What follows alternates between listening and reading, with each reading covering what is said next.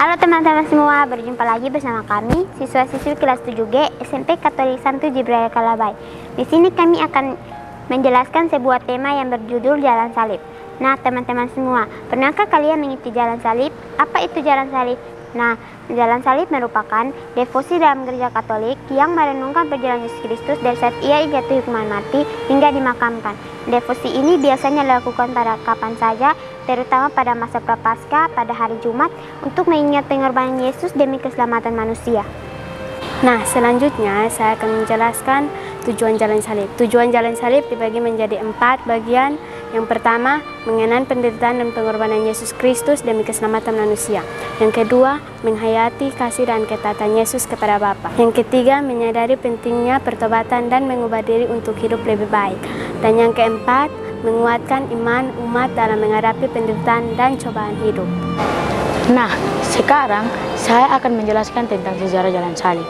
Teman-teman semua, sejarah Jalan Salib bermula dari perjalanan para peziarah ke Tanah Suci yang ingin mengikuti jejak Yesus di Yerusalem. Kemudian, praktik ini mulai berkembang di berbagai gereja barat melalui Santo Fransiskus dari Assisi dan Ordo Fransiskan pada abad yang ke-13. Santo Fransiskus dari Assisi dan Ordo Fransiskan mulai mempopulerkan praktik ini di luar Yerusalem dengan mendirikan perhentian-perhentian di berbagai gereja. Sejak itu, Jalan Salib menjadi bagian penting dari tradisi orang Katolik. Nah, teman-teman semua, berikut ini adalah 14 perhentian dalam Jalan Salib Yesus. Perhentian pertama, Yesus dihukum mati. Merenungkan ketidakadilan yang diterima Yesus dan kesediaannya untuk menjalani kehendak Allah. Perhentian kedua, Yesus memanggul salib, mengajarkan bahwa setiap orang memiliki salib yang harus dipikul dengan iman dan ketabaan. Perhentian ketiga, Yesus jatuh yang pertama kali di bawah salib, mengingatkan dalam kelemahan manusiawi kita bisa jatuh tetapi harus bangkit kembali. Perhentian keempat, Yesus berjumpa dengan ibunya, melambangkan kasih seorang ibu dan dukungan dalam penderitaan. Perhentian kelima, Yesus ditolong Simon dari Kirene, mengajarkan pentingnya membantu sesama dalam kehidupan. Perhentian keenam, Veronika mengusapi wajah Yesus, menunjukkan kasih dan keberanian dalam membantu sesama yang menderita. Perhentian yang ketujuh, Yesus jatuh kedua kalinya di bawah salib, mengingat kita bahwa kegagalan bukan akhir tetapi kesempatan untuk bangkit. Perhentian ke-8, Yesus menasihati wanita-wanita yang menangis, mengajarkan belas kasihan dan kepedulian terhadap penderitaan orang lain. Perhentian ke-9, Yesus jatuh ketiga kalinya di bawah salib, menegaskan ketabahan Yesus meskipun ia mengalami penderitaan yang luar biasa. Perhentian ke-10, pakaian Yesus ditenggakan, menggambarkan bagaimana Yesus merendahkan diri sepenuhnya untuk keselamatan manusia. Perhentian ke-11, Yesus dipaku pada kayu salib, mengajarkan kepasrahan total kepada Allah dalam menghadapi penderitaan. Perhentian ke-12, Yesus wafat di salib, merenungkan kematian Yesus sebagai puncak pengorbanan kasih-Nya bagi dunia.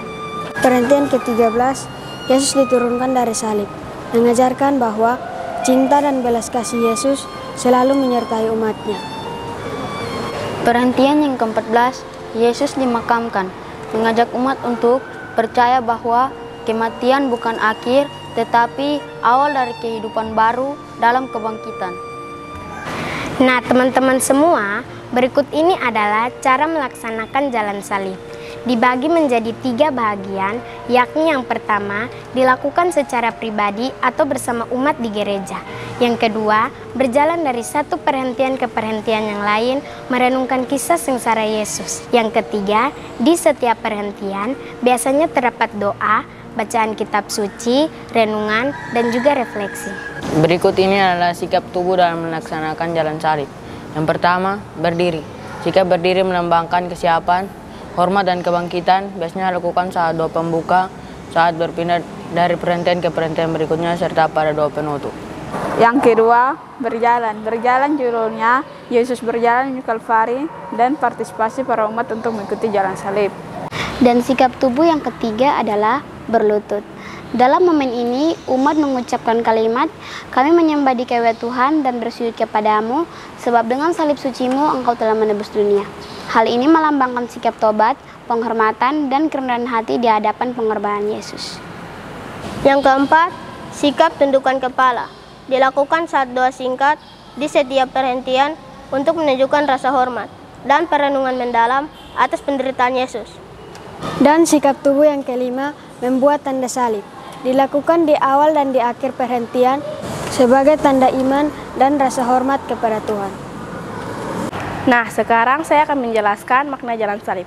Makna jalan salib dibagi menjadi 3 bagian, yaitu yang pertama, mengajarkan kita untuk sabar dalam menghadapi penderitaan.